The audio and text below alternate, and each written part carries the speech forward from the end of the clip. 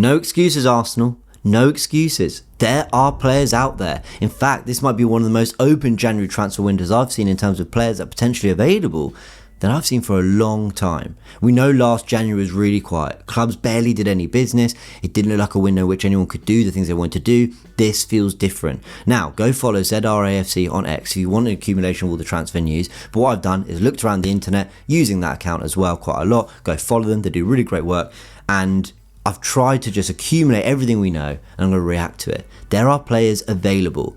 Arsenal do business. There's some really good players. We could genuinely sign a legitimately ceiling raising forward in this window. And I think we'd be so disappointed if we don't. Let's go through the names and I'll tell you why I'm sort of putting this pressure on the club. That should be there. Look, let's start with Sky Italy telling us that Arsenal have made a phone call to Man United for Marcus Rashford. That's the news. The club value around 25 million euros. And I know you're all typing away in the comments because I saw it in my Christmas Eve video and I gave you my shopping list and I talked about Marcus Rashford then. And you're going to fill the comments, and I get it, with all the reasons not to sign the player. And I'm not saying I disagree with those.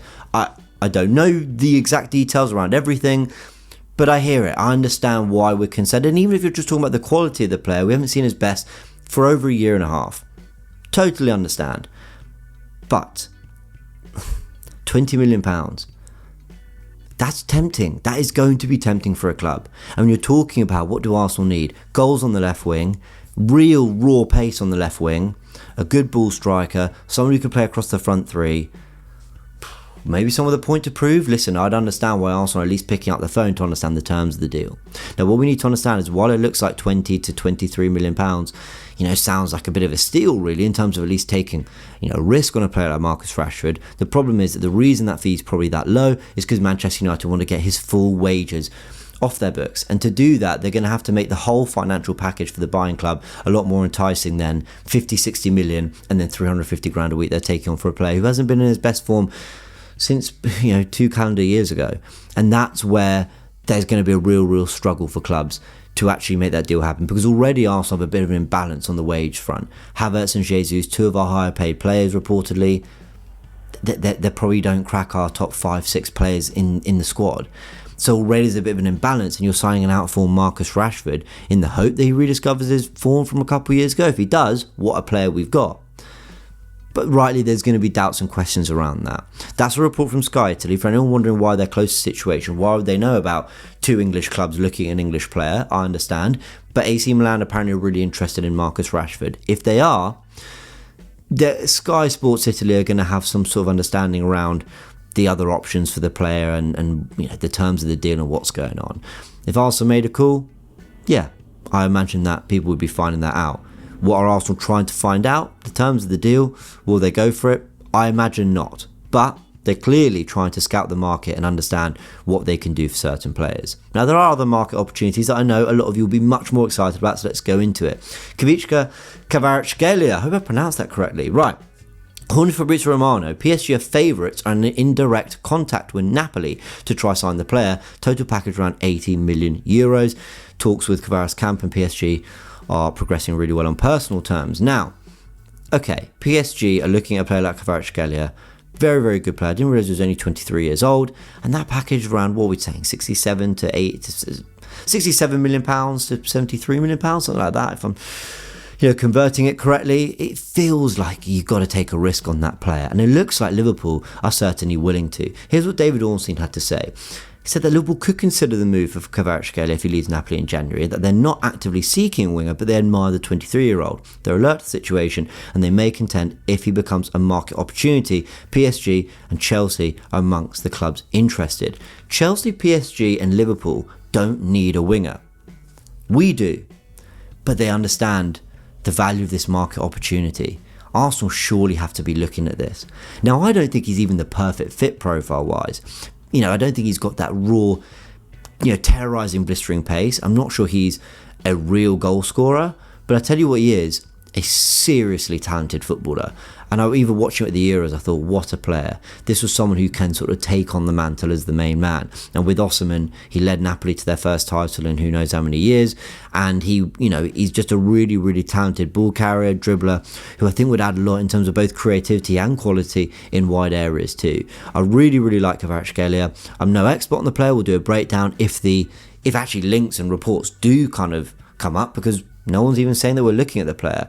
But my word, if we're picking up the phone to Marcus Rashford to know the terms of that deal, we need to be picking up the phone to know the terms of this one too. But would it open another opportunity? Because ITKs online are actually saying that Bradley Barcola is a player that Arsenal could be looking at.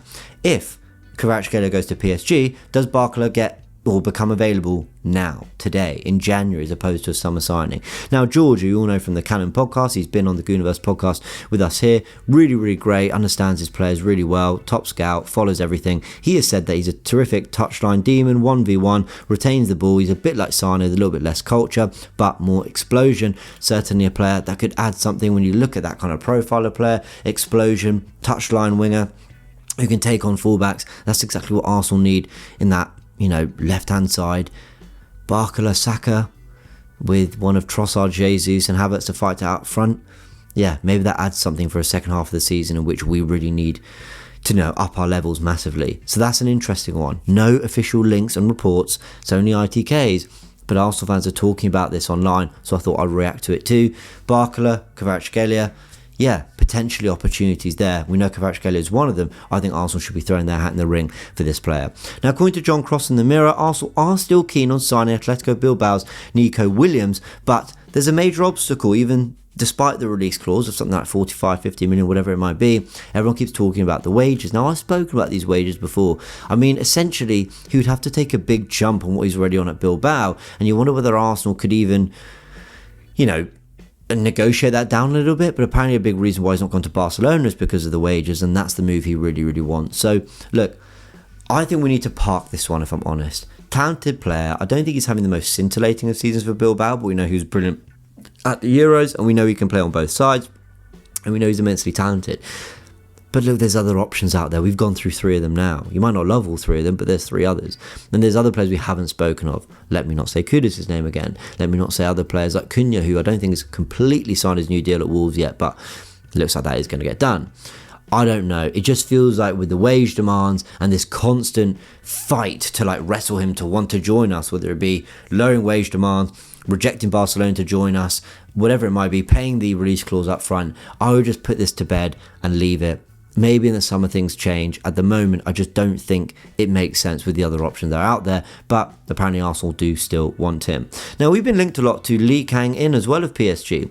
And according to Matteo Moretto, we know works closely with Fabrizio Romano, he said that he likes Arsenal very much, but at the moment we're at a point where there are no official conversations, but it is a profile that fits. Ben Jacobs has come in support of this, saying, although true that Arsenal appreciate Kang-In, PSG have no plans to sanction exit. No contact have been made with the French champions, but understand any offers will be rebuffed in January. So, Kang-In, I think he's more of a can play out wide, but he's also more of a 10, technical player, left footer. Again, no expert, but that's my understanding of the player at the moment. If I'm wrong, please correct me in the comments below. Yeah, doesn't feel like a doable one for Arsenal at the moment because, well, apart from PSG won't even sanction exit. I'm just, again, is that really the profile we need? He sounds very close to Nwaneri. We know that Arteta has felt comfortable playing Nwaneri away at Brentford and Brighton. He shouldn't be out for that long. So I don't know. I mean, I just feel like profile-wise, it seems like we've got that in the squad if you're going to trust the 17-year-old Nwaneri to be playing some football. Otherwise, again, we're looking for someone who, they've got to be, this player that comes in has to be either an out-and-out goal scorer you can really rely on, a really exciting electric left winger who's an upgrade on the 3 other left wing options we have in Sterling, Trossard and Martinelli, or a legitimate backup to Saka who plays on that right-hand side really, really comfortably. He's actually going to push Saka when he comes back, but also not rush him to come back. And I'm not sure Kang-In is any of those. I think he's more of a creator who we'd probably see in central positions, but could do a job on the right. But again, maybe I'm wrong on the player. A lot of these players, I watch a lot of the Premier League. No expert on a lot of the players outside of the Premier League, but that's my understanding of the player.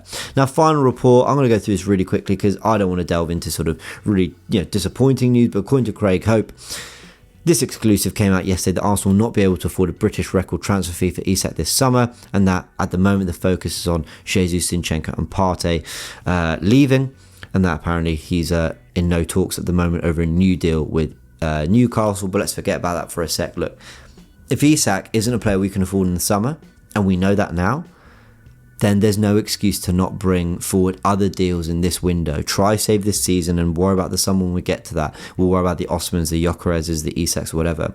Try get the players you can in now because there's a season to salvage. And if we can't afford Isak in the summer, and it feels like if this report is true that we pretty much know that, what are we hanging on to? What's the point of hoping that we can do something in the summer and actually, I don't know, throwing away what we've got left of this season? Because we're still in a good position in the Champions League. Liverpool might fall away. And of course, the FA Cup is still there to play for. So Arsenal, leave no stone unturned this season, please. No excuses for me. There are players there that I've mentioned that are actively being linked with moves away, who could become available if certain transfers happen. There could be a domino effect and Arsenal need to be ready to react. Let me know in the comment section below who you want Arsenal to sign from these players. Are there others we missed out? And of course, any big breaking news, any real progression on any of these transfers, we will go live and react to it here on the Goonerverse. Big thank you to you all. Subscribe to the channel if you haven't yet, so you can be kept up to date with everything we're doing here on the Goonerverse, and we'll see you all very, very soon.